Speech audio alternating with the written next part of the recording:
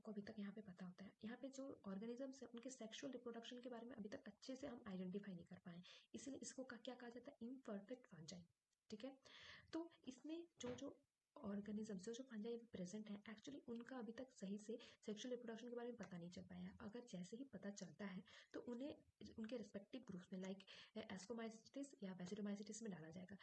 Phycomycetes में हम नहीं डालेंगे क्योंकि ये जो होते हैं सेप्टेड होते हैं। ठीक है, इनके पास सेप्टा प्रेजेंट होता है। आपको सबको पता है कि फाइकोमाइसिटिस इज असेप्टेड ऑर्गेनिज्म। ठीक है, जो फंजाई में जो असेप्टेड होते हैं वो फाइकोमाइसिटिस में होंगे। तो ड्यूटेरोमाइसिटिस में जो जो फंजाई है वो एक्चुअली सेप्टेड है। ठीक है, तो उनको हम किस में डाल सकते हैं, उसको हम या तो हम एस्कोमाइसिटिस में डाल सकते हैं या तो हम उसको बेसिडोमाइसिटिस में डाल सकते हैं। ठीक है, तो देखते हैं members of Deuteromycetes are typically reproduced by asexual spores called it conoidea. Their mycelium is septate, divided by the cross walls and branched. ठीक है, ठीक है, और यहाँ पे आप देखो when their sexual forms were eventually discovered, अगर इन organisms जो जो अभी ड्यूटेरोमाइसिस में है उनका अगर sexual forms अगर eventually discovered हो जाता है, those species are transferred to the appropriate fungal groups based on their true reproductive characteristics. ठीक है, और बहुत सारे केस में क्या हुआ है था, in many cases a single fungus was mistakenly given to different names. ठीक है, एक ही ऑर्गेनिजम्स के दो नाम दे दिए गए थे। ठीक है, एक उनका एसेक्सुअल के बेस में, एक उनका सेक्सुअल रिप्रोडक्शन के बेस में।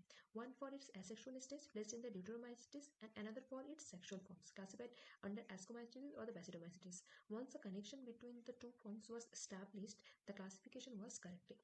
पहले क्या हुआ था, ड्यूटेरोमाइसिटिस में कुछ ऑर्गेनिजम्स ऐसे थे, ठीक है, उनको हमने एस्कोमाइसिटिस में भी डाल के रखा था, या तो बेसिडोमाइसिटिस में भी था और यहाँ पे ड्यूटेरोमाइसिटिस में भी था। ठीक है, तो क्योंकि जो ड्यूटेरोमाइसिटिस में थे उनका एसेक्सुअल रिप्रोडक्शन के हिसाब से उनको ड्यूटेरोमाइसिटिस में डाल दिया गया था और सेक्सुअल के बेस पे उनको एस्कोमाइसिटिस और बेसिडोमाइसिटिस में डाल दिया गया। लेकिन बाद में जब उनके अंदर का कनेक्शन देखा गया कि अरे ये तो एक ही ऑर्गेनिज्म है, तब उनको करेक्ट किया गया है। तो यहाँ पे आप देखो ड्यूटेरोमाइसिटिस है एक ऑर्गेनिज्म है, एसेक्सुअल और the vegetative stage common known for the imperfect fungi. ठीक है, इम्परफेक्ट फंजाई क्या है, इनका एसेक्सुअल और वेजिटेटिव स्टेज जानते हैं लेकिन सेक्सुअल स्टेज नहीं जानते हैं। जैसे सेक्सुअल स्टेज डिस्कवर्ड हुआ हमने इसको एस्कोमाइसिटिस या बेसिडोमाइसिटिस में हम उसको डाल देंगे। ठीक है,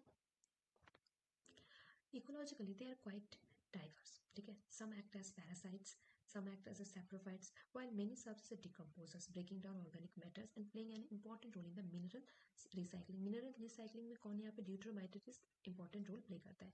Example of fungi placed under ड्यूटेरोमाइसिस include Alternaria, Coltricum and Trichoderm.